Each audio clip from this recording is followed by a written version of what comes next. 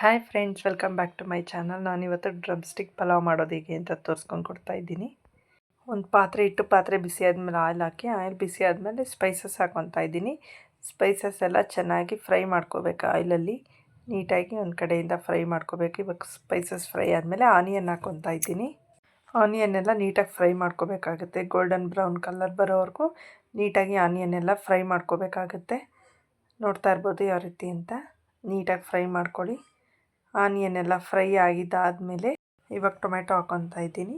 ಟೊಮೆಟೊನೆಲ್ಲ ನೀಟಾಗಿ oil ಬಿಡೋವರೆಗೂ fry ಮಾಡಬೇಕಾಗುತ್ತೆ.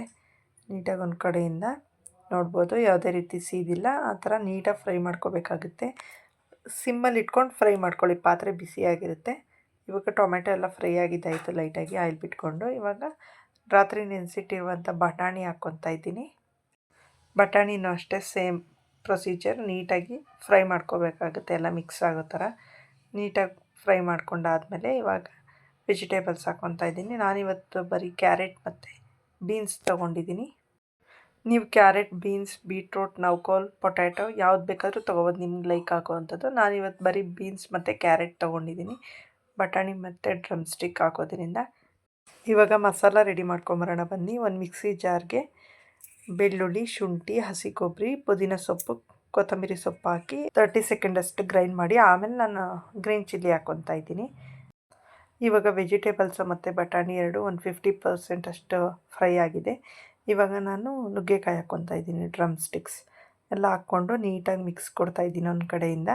ನುಗ್ಗೆಕಾಯಿ ಏನಕ್ಕೆ ಬೇಗ ಹಾಕಲ್ಲ ಅಂದರೆ ಅದು ಬೇಗ ಬೆಂದೋಗ್ಬಿಟ್ಟು ಎಲ್ಲ ಇದಾಗುತ್ತೆ, ಸ್ಮ್ಯಾಶ್ ಆಗೋ ಥರ ಆಗುತ್ತೆ. ಅದಕ್ಕೋಸ್ಕರ ಬೇಗ ಹಾಕ್ತಾಯಿಲ್ಲ. ಇವಾಗ ರುಬ್ಬಿರುವಂತಹ ಮಸಾಲ ಹಾಕ್ತಾಯಿದ್ದೀನಿ. ಮಸಾಲ ಎಲ್ಲ ಹಾಕಿ ನೀಟಾಗಿ ಮಿಕ್ಸ್ ಮಾಡಿ ನೀಟಾಗಿ ಮಿಕ್ಸ್ ಮಾಡಬೇಕು ಒಂದು ಕಡೆಯಿಂದ ಎಲ್ಲ ಮಿಕ್ಸ್ ಆಗೋ ಥರ. ಯಾರಾದರೂ ನಮ್ಮ ಚಾನಲ್ ಫಸ್ಟ್ ಟೈಮ್ ನೋಡ್ತಾ ಇದ್ದರೆ ಪ್ಲೀಸ್ ಸಬ್ಸ್ಕ್ರೈಬ್ ಮಾಡ್ಕೊಂಡು ನೋಡಿ. ಸಬ್ಸ್ಕ್ರೈಬ್ ಮಾಡದೆ ನೋಡ್ತಾ ಇದ್ದೀರಾ. ಇವಾಗ ಮಸಾಲ ಮಿಕ್ಸಿ ನೀರಲ್ಲಿ ತೊಳೆದು ಹಾಕ್ತಾಯಿದ್ದೀನಿ. ಇವಾಗ ಸ್ವಲ್ಪ ಅರಿಶಿನ ಹಾಕ್ತಾಯಿದ್ದೀನಿ. ಅರಿಶಿನ ಹಾಕಿ ನೀಟಾಗಿ ಮಿಕ್ಸ್ ಕೊಡಬೇಕಾಗುತ್ತೆ. ಈಗ ಕಾಲು ಭಾಗದಷ್ಟು ಲೆಮನ್ ಹಾಕ್ತಾಯಿದ್ದೀನಿ. ಆಫ್ ಹಾಕ್ತಾಯಿಲ್ಲ, ಬರೀ ಕಾಲು ಭಾಗದಷ್ಟು ಲೆಮನ್ ಹಾಕ್ತಾಯಿದ್ದೀನಿ.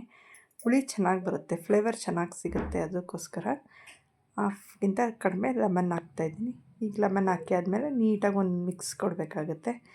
ಮಿಕ್ಸ್ ಕೊಟ್ಟು ಆದಮೇಲೆ ಒಂದು ಕಪ್ಗಿಂತ ಕಡಿಮೆ, ಹಾಫ್ ಕಪ್ಗಿಂತ ಕಡಿಮೆ ಸ್ವಲ್ಪ ಮೊಸರು ಹಾಕ್ಕೊತಾ ಇದ್ದೀನಿ. ನಾನು ಕಾಲು ಭಾಗದಷ್ಟು ಮೊಸರು ಹಾಕ್ಕೊತಾ ಇದ್ದೀನಿ. ಮೊಸರೆಲ್ಲ ಹಾಕಿ ನೀಟಾಗಿ ಮಿಕ್ಸ್ ಕೊಡ್ತಾಯಿದ್ದೀನಿ. ಮೊಸರು, ಲೆಮನ್ನು, ಟೊಮೆಟೊ ಎಲ್ಲ ಹುಳಿ ಫ್ಲೇವರ್ ಸೂಪರಾಗಿರುತ್ತೆ.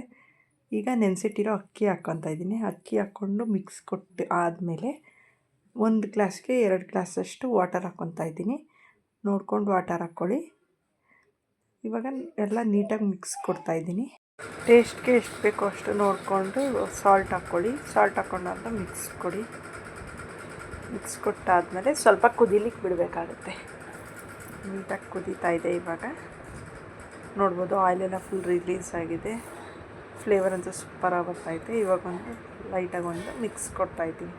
ಯಾರಾದರೂ ನಮ್ಮ ಚಾನಲ್ ಫಸ್ಟ್ ಟೈಮ್ ನೋಡ್ತಾ ಇದ್ದರೆ ಪ್ಲೀಸ್ ಸಬ್ಸ್ಕ್ರೈಬ್ ಮಾಡಿ. ಸಬ್ಸ್ಕ್ರೈಬ್ ಮಾಡದೆ ನೋಡ್ತಾ ಇದ್ದೀರಾ, ಹಾಗೆ ಲೈಕ್ ಮಾಡಿ, ಶೇರ್ ಮಾಡಿ, ಕಮೆಂಟ್ ಮಾಡಿ. ಈಗ ನೋಡ್ಬೋದು 95% ಅಷ್ಟು ರೈಸ್ ಆಗಿದೆ. ಈಗ ಗ್ಯಾಸ್ ಆಫ್ ಮಾಡಿ ಪ್ಲೇಟ್ ಕ್ಲೋಸ್ ಮಾಡಿ ಬಿಸಿ ಕಾಯ್ದಿರೋ ನೀರು ಪ್ಲೇಟ್ ಮೇಲೆ ಇಡ್ತಾಯಿದ್ದೀನಿ. ನಾನು ಯಾವಾಗಲೂ ಇದೇ ರೀತಿ ಮಾಡೋದು, ನೀವು ಟ್ರೈ ಮಾಡಿ, ಚೆನ್ನಾಗಿರುತ್ತೆ. ಈಗ ನೋಡ್ಬೋದು ಫುಲ್ಲು ರೈಸ್ ನೀಟಾಗಿ ಆಗಿದೆ. ಟೇಸ್ಟ್ ಅಂತೂ ಸೂಪರಾಗಿತ್ತು. ಪ್ಲೀಸ್ ಲೈಕ್ ಮಾಡಿ, ಶೇರ್ ಮಾಡಿ, ಕಮೆಂಟ್ ಮಾಡಿ, ಸಬ್ಸ್ಕ್ರೈಬ್ ಮಾಡಿ. Thanks for watching friends.